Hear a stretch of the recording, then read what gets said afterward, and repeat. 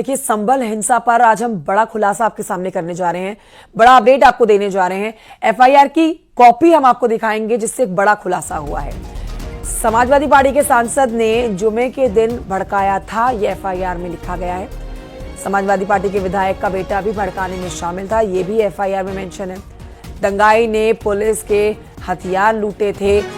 दंगाई बोले पुलिस के हथियार छीन लो। दंगाई बोले सबको आग लगाकर मार दो।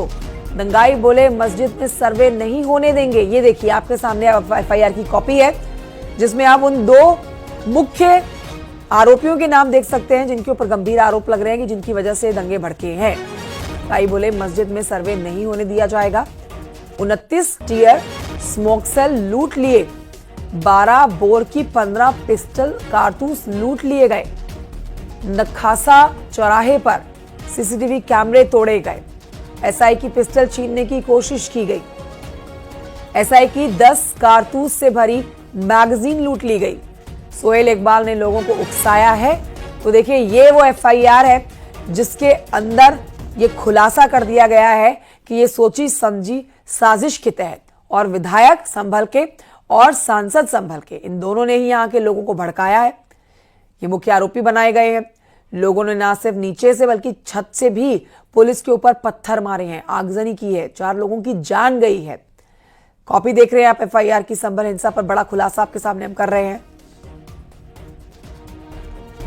लोगों ने पहले से तैयारी कर रखी थी कि यहां पर जब पुलिस पहुंचेगी तो उनको काम नहीं करने दिया जाएगा।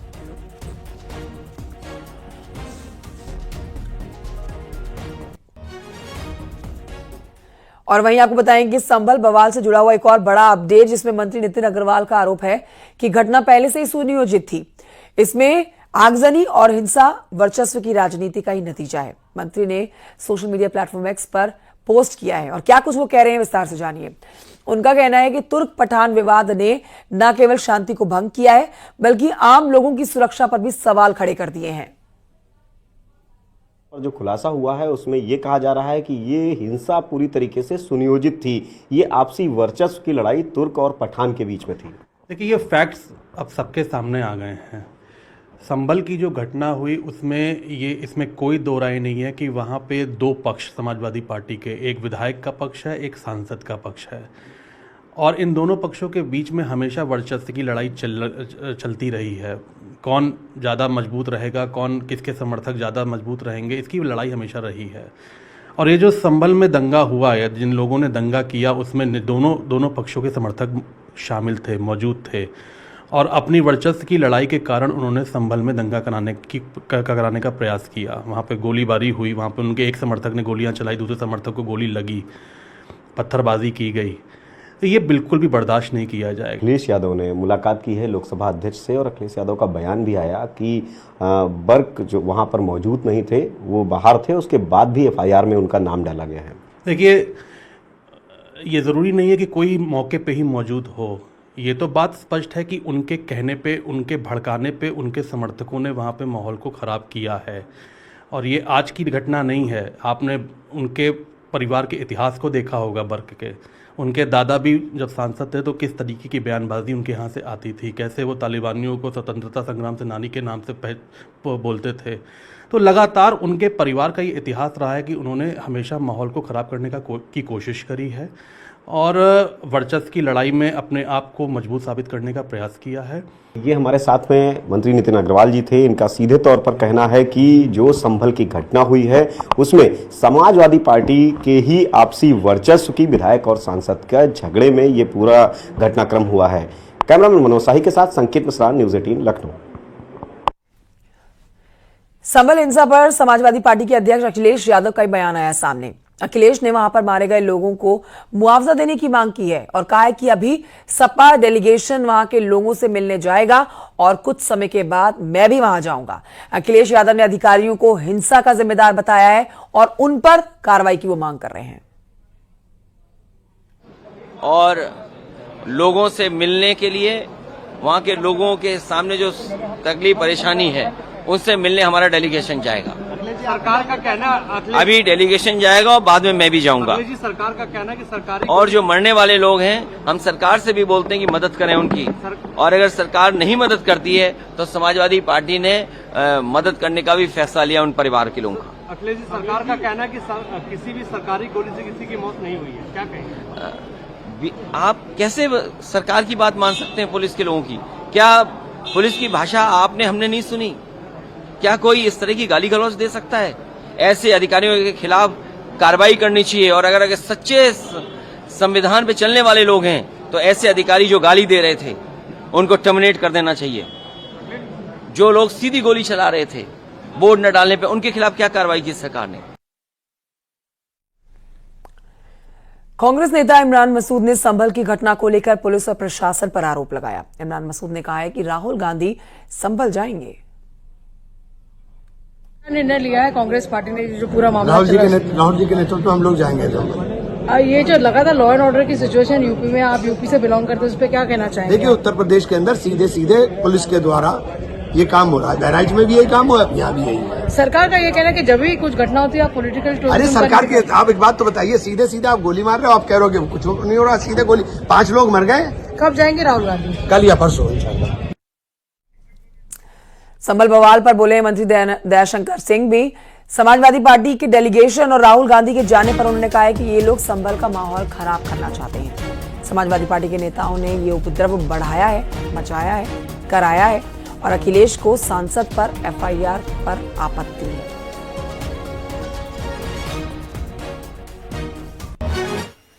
अब वो भी मुख्यमंत्री रहे हैं, कोई न्यायालय आदेश करता है, उसके लिए न्यायालय कहता है इतने दिनों में इसको कर करके फिर मेरे यहाँ प्रस्तुत किया जाए, तो न्यायालय का सम्मान करना यदि इस तरह की बात है और उनके कार्यकर्ता इसमें अभियुक्त हो रहे हैं, समाजवादी पार्टी के लोग इसमें कई जो है इसमें शामिल हैं, और ये स्वयं इस तरह से कार्य करा करके और इस तरह के बयानबाजी को कह करके प्रदेश और देश की जनता को गुमराह कर रहे हैं। अखिलेश ने कल ये भी मीडिया के सामने कहा कि उनके सांसद यूपी के बाहर थे, फिर भी उन पर एफआईआर दर्ज कर दी गई। अब जो भी एविडेंस है, यदि किसी चीज को कहते हैं तो प्रशासन इसको अपने साक्ष्य के रूप में प्रस्तुत करेगा कि वहां थे कि नहीं थे। जिस तरीके से जांच चल रही है उपद्रव की, इसमें ये भी एक बात सामने आ रही है कि वहां पे तुर्क और पठान के बीच लंबे दिनों से वर्चस्व की जंग चल रही है। आपको भी लगता है कि क्या इस तरीके कोई बवाल के पीछे आशंका हो सकती है? देखिए, ये कोई मैंने प्रशासन का कोई उसमें वो नहीं है। जब न्यायालय ने एक आदेश दिया और न्यायालय के आदेश का अनुपालन करना सरकार की जिम्मेदारी है। संभल की घटना पर बागेश्वर धाम के पीठाधीश्वर धीरेन्द्र शास्त्री ने कहा है कि ऐसे लोगों पर राष्ट्र और देशद्रोह का केस लगना चाहिए। रोक लगा सकता है, कानून के अलावा कोई उपाय नहीं है। कानून को ठीक तबीयत से उनकी पूजा करनी चाहिए, राष्ट्र और देशद्रोह का केस लगा देना चाहिए। संभल में पथराव पर जो ये घटना हुई है, इसमें समाजवादी पार्टी के सांसद ने प्रशासन पर आरोप लगाया। सांसद रामगोपाल यादव ने कहा है कि प्रशासन ने जानबूझकर वहां पर अशांति का काम किया है, अशांति फैलाने का काम किया है प्रशासन ने। सुनिए और क्या कह रहे हैं। में जो कुछ प्रशासन कर रहा है 100% गलत कर रहा है। जी सर। प्रशासन की लापरवाही से, बल्कि प्रकार मैं तो ये आरोप लगा रहा हूं, प्रशासन ने जानबूझकर वहां ये सब अशांति पैदा करने का काम किया है। प्रशासन चाहता कुछ भी नहीं हो सकता था। प्रशासन ने ही लोगों को जो जा रहे थे मस्जिद में नारे लगाते हुए उकसाया और ये प्रदर्शित किया कि जैसे मस्जिद पे लोग कब्जा करने जा रहे हैं, जिसकी वजह से ये सब कुछ हुआ। कहीं कहीं से मिलेगा तो निराश होकर आदमी क्या करता है? निराश होकर न्याय मिलेगा तो कभी कुछ नहीं अशांति होती।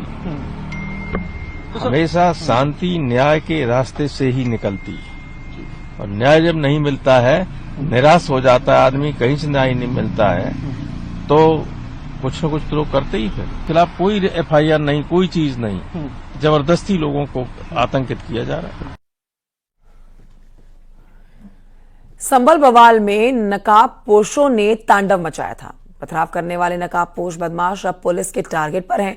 संभल में दंगे के दौरान की गई वीडियो सामने आई है जो जामा मस्जिद के आसपास की है। वीडियो में आप देख सकेंगे कि नकाबपोश लोगों की भीड़ बहुत ज्यादा है।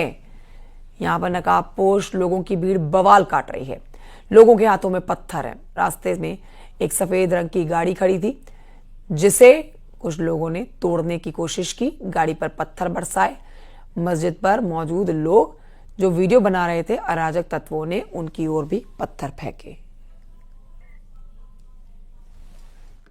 रविवार को संभल में हुई हिंसा के बाद जहां एक तरफ पुलिस अब आरोपियों और उपद्रवियों की तलाश में है, तो वहीं ताबड़तोड़ छापेमारी भी जारी है। अभी तक 25 लोगों की गिरफ्तारी हो चुकी है, 7 एफआईआर दर्ज हो चुकी हैं और ऐसे में 2500 अज्ञातों के खिलाफ भी मुकदमा दर्ज है। और पुलिस के पास 9 ऐसे वीडियोस मिले हैं जिन वीडियोस के आधार पर अब पुलिस उनके फोटोग्राफ्स निकाला के उनको चिन्हित करने का प्रयास कर रही है। 8 टीमें अलग अलग लगाई गई हैं जिसमें क्राइम ब्रांच, सर्विलांस, स्वाट टीम और एक रिजर्व टीम लगाई गई है। इस वक्त न्यूज 18 आप देखिए इसी थाने पर मौजूद है। ये थाना कोतवाली संभल है। यहाँ ही इसी थाना क्षेत्र के अंतर्गत उपद्रव हुआ था, जिसके बाद अब पुलिस की टीम्स 3 अलग अलग पार्ट्स में लगाई गई। रिजर्व टीम अलग लगा के रखी गई। आप देख सकते हैं आरआरएफ की टीम को भी रिजर्व रखा गया है और एक तो वो टीम है जो अब ताबड़तोड़ छापेमारी कर रही है, लोगों की अरेस्टिंग्स कर रही है। 25 से ज्यादा लोगों को अभी तक गिरफ्तार किया जा चुका है। पुलिस के लिए 800 लोग वो हैं जिनको आइडेंटिफाई फोटोग्राफ्स के माध्यम से किया है, जिनके फोटोग्राफ्स निकाले गए हैं उनको अब सर्विलांस की मदद से उनको फाइंड आउट करने का प्रयास किया जा रहा है। चीजें नॉर्मल हो उसके लिए जहां एक और प्रशासनिक अधिकारी, पुलिस के अधिकारी गश्त कर रहे हैं, तो वहीं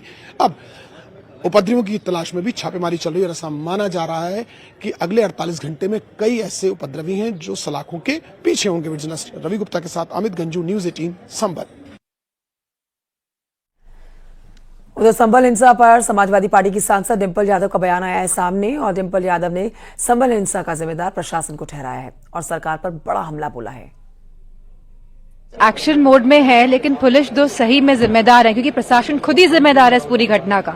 तो सही मायने में अगर देखें तो लोगों को प्रताड़ित किया जा रहा है और लगातार लोगों को प्रताड़ित कर रहे हैं संभल में और गलत मुकदमे लगा के जहां 800 लोगों पे एफआईआर हुई है, वहीं जहां हमारे एमपी मौजूद भी नहीं थे घटना के समय, वह बेंगलोर में थे, तो उनका भी नाम जब्त किया गया है। तो कहीं ना कहीं प्रशासन की पूरी मिली जुली संगठन के माध्यम से इस घटना को अंजाम दिया गया है। संभल में हुए पथराव और फायरिंग के बाद से पुलिस का एक्शन लगातार जारी है। बवाल में 4 लोगों की मौत हुई है जबकि कई लोग घायल हुए हैं। पोस्टमार्टम रिपोर्ट में अवैध हथियारों से गोली लगने की मौत की पुष्टि हुई है, यानी कि पुलिस की गोली से कोई मौत ही नहीं हुई है।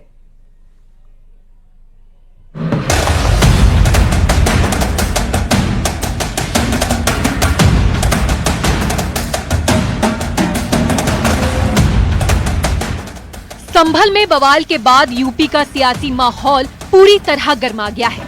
संभल में तो फिर भी शांति बहाल है, लेकिन दिल्ली तक सियासी बयानबाजी से पारा हाई है। संभल बवाल पर राहुल गांधी को दुर्भाग्यपूर्ण बताया है। सभी पक्षों को बिना सुने कार्रवाई की, असंवेदनशील तरीके से कार्रवाई की गई। असंवेदनशील कार्रवाई ने माहौल बिगाड़ा। हिंदू मुसलमान के बीच दरार पैदा की जा रही, ऐसा करना देश के हित में नहीं है। प्रियंका गांधी ने भी संभल में हुई हिंसा पर सवाल उठाए हैं। प्रियंका गांधी ने यूपी सरकार पर आरोप लगाए हैं। सरकार ने खुद माहौल खराब किया। प्रदेश की जनता शांति बनाए रखे, सुप्रीम कोर्ट मामले का संज्ञान ले। संभल में हुए बवाल के बाद से पुलिस एक्शन में है। अब तक 800 लोगों के खिलाफ केस दर्ज किया गया है। एसपी सांसद जियाउर रहमान बर्क पर एफआईआर दर्ज हुई। एसपी विधायक के बेटे सोहेल इकबाल पर एफआईआर दर्ज हुई। एसपी सांसद और विधायक पर भीड़ को भड़काने का आरोप है। 800 लोगों के खिलाफ मुकदमा लिखवाया है उन्हें। जियाउर रहमान बर्क और सोहेल इकबाल नामक ये 2 नामजद अभियुक्त हैं जिनको उन्होंने अभियुक्त बनाया है। उनके द्वारा बताया गया है कि भीड़ को इन लोगों ने भड़का के बलवे का रूप दिया। यह उल्लेखनीय है। वहीं संभल के सांसद जियाउर रहमान ने शासन के इशारे पर मर्डर का आरोप लगाया। उन्होंने दोषी पुलिस वालों पर एक्शन की मांग की। इस घटना को प्री प्लान अंजाम दिया गया है और खास तौर से जो पुलिस प्रशासन के अधिकारी शासन के इशारे पे इसको काम किया है, उनके खिलाफ हत्या का मुकदमा दर्ज हो पुलिस प्रशासनिक अधिकारियों के खिलाफ और उनको जेल की सलाखों के पीछे भेजना चाहिए, जिससे कि उनको इंसाफ मिल सके। संभल बवाल पर अखिलेश यादव ने बीजेपी पर तीखे आरोप लगाए हैं। एसपी सांसद पर एफआईआर दर्ज होने के बाद अखिलेश ने बीजेपी पर सीधा हमला बोला है। हमारे सांसद जियाउर रहमान जब संभल में ही नहीं थे और उसके बावजूद भी उन पर एफआईआर दर्ज करना, ऐसा उदाहरण कभी किसी को मिला होगा देखने को, सुनने को? एक पुलिस ऑफिसर ये कह रहा हो कि नेता बनना छोड़ दो, नेताओं का सहारा लेना छोड़ दो, किसके लिए भाषा थी वो? नगीना से सांसद चंद्रशेखर आजाद को संभल जाते समय हापुड़ में पुलिस ने रोक दिया। चंद्रशेखर आजाद को पिलखुआ के छिजारसी टोल पर पुलिस ने रोका। उन्होंने भी हिंसा के दोषियों पर कार्रवाई की मांग की है। आप ये समझिए कि जब वर्शिप एक्ट 1919 है और वो ये कहता है कि 15 अगस्त 47 को जो धार्मिक स्थल जिस स्थिति में था वैसे ही रहेगा, और बाबरी के बाद इसका ये हो भी गया था, तो अब ये नया नया रोज कभी ज्ञानवापी, कभी बनारस, कभी जो है संभल, ये सब करके जो है, मुझे ऐसा लगता है कि बुनियादी मुद्दों से ध्यान हटाना चाहते हैं। संभल हिंसा पर डिप्टी सीएम ब्रजेश पाठक का कहना है कि मामले की निष्पक्ष जांच होगी और कड़ी कार्रवाई की जाएगी। वहीं एसपी सांसद रामगोपाल यादव ने बवाल से हुई मौतों के लिए प्रशासन को जिम्मेदार ठहराया है। ये न्यायपालिका के आधार पर वहाँ पर सर्वे चल रहा था। जो भी घटना हुई है वो दुखद है और पूरी घटना की जांच होगी और निष्पक्ष कार्रवाई होगी। 20 लोग गिरफ्तार किए गए, निष्पक्ष कार्रवाई होगी। वहाँ का जिला प्रशासन पूरी तरह इसके लिए दोषी है। एक बार सर्वे हो चुका था, दोबारा 6 बजे डीएम लेके पहुंच गया वहाँ पर, और किसी पक्ष को जज ने फैसला दिया, जो आदेश दिया उसमें दूसरे पक्ष को न बुलाया न जानकारी। ऐसा कभी होता नहीं। एआईएमआईएम चीफ ओवैसी ने संभल हिंसा के लिए यूपी सरकार को दोषी ठहराया है। उन्होंने कहा, संभल में फायरिंग नहीं, मर्डर हुआ। हिंसा की निष्पक्ष जांच कैसे होगी? संभल के लोगों पर जुल्म हुआ है। फायरिंग नहीं बल्कि मर्डर है। और जब से बाबरी मस्जिद राम मंदिर का जजमेंट आया, जिस बात को मैं पर्टिकुलरली कह रहा हूं कि उस जजमेंट के बाद ये सब चीजें खुलेंगी और एक के बाद एक खुल रही हैं। वहीं कांग्रेस ने संभल हिंसा के लिए बीजेपी को जिम्मेदार ठहराया है। कांग्रेस नेता राशिद अलवी ने कहा कि बीजेपी आने के बाद से देश में मंदिर और मस्जिद का झगड़ा बढ़ा है। भारतीय जनता पार्टी जब से सरकार में आई है, मंदिर मस्जिद के झगड़े क्यों हो रहे हैं? पहले कभी क्यों नहीं हुए? बनारस के अंदर मस्जिद का झगड़ा, मथुरा के अंदर झगड़ा, अब यहाँ संभल के अंदर झगड़ा। ये मस्जिद तो बाबर से पहले की बनी हुई है। संभल में सर्वे के दौरान हुए पथराव के बाद बड़ी संख्या में पुलिस फोर्स जामा मस्जिद के पास तैनात है। मस्जिद में प्रवेश रोक दिया गया है। पुलिस एक तरफ जहां आरोपियों पर कार्रवाई कर रही है, वहीं दूसरी तरफ सुरक्षा व्यवस्था पुख्ता है। न्यायालय के निर्देश के बाद जहां एक और सर्वे की शुरुआत हुई, जिस सर्वे की शुरुआत के दौरान ही उपद्रवियों ने पथराव शुरू कर दिया और हमला बोल दिया। उसी स्पॉट पर इस वक्त न्यूज 18 टीम ग्राउंड जीरो पर, जहां कल जिस क्षेत्र में पथराव हुआ, देखिए मैं ठीक सामने अपने कैमरामैन से कहूंगा, पहले तो इस गली का दृश्य दिखा, और ये देखिए यहाँ बोर्ड लगा है शाही जामा मस्जिद संभल। यही वो जगह है जहां से एरो बना है। ठीक सामने देखिए मस्जिद का रास्ता जाता है, और जहां सर्वे होने की टीम पहुंची थी, जहां से फिर पथराव हुआ दाएं बाएं तब जगह, उसके बाद से रास्ते को पूरी तरीके से बंद कर लिया गया। पुलिस के ऑफिसर्स, जवान यहाँ मुस्तैद है। अगर आरएफ की बात की जाए, देखिए ये भी जवान यहाँ मुस्तैद है, अपनी ड्यूटीज पर हैं। इनका पूरी राउंड द क्लॉक कल से ड्यूटी चल रही है। पुलिस जहां एक और अपनी उन लोगों जिन्होंने यहाँ उपद्रव फैलाया उनके खिलाफ कार्रवाई कर रही है, तो वहीं सुरक्षा व्यवस्था बनी रहे उसके लिए भी तमाम टीम्स लगाई गई। रवि गुप्ता के साथ अमित गंजू, न्यूज 18 संभल।